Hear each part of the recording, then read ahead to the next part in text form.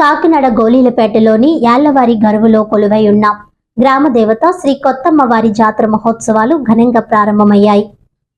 సోమవారం గ్రామ పెద్దలు మరియు మహిళా భక్తులంతా కలిసి అమ్మవారికి బోనాలు సమర్పించారు.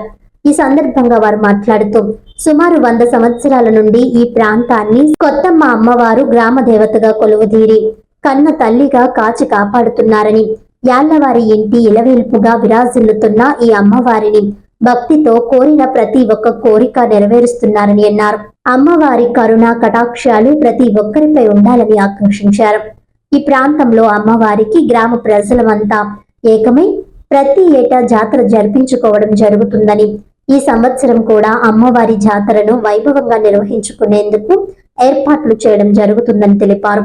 ఈ కార్యక్రమంలో కొత్తమ్మవారి కమిటీ సభ్యులు నగరపు అప్పన్న, కోపూరి భవాని, ఏడిది సింహాద్రి, మోసా తరుణ్, సీలి లాజర్, పలివెల దత్తాత్రేయ, నందిగ వీరబాబు, నందిగ రాంబాబు, మోటుకురి బన్నయ్య, మోటుకురి అహ్మద్, నందిక తరుణ్, కాకడ జశ్వంత్ తదితరులు పాల్గొన్నారు.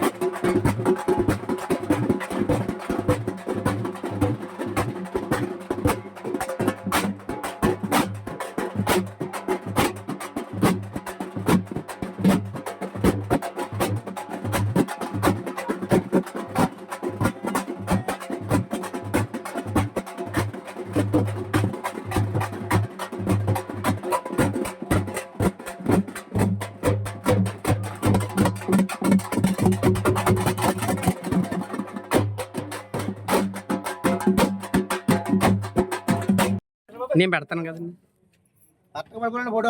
ఫోటో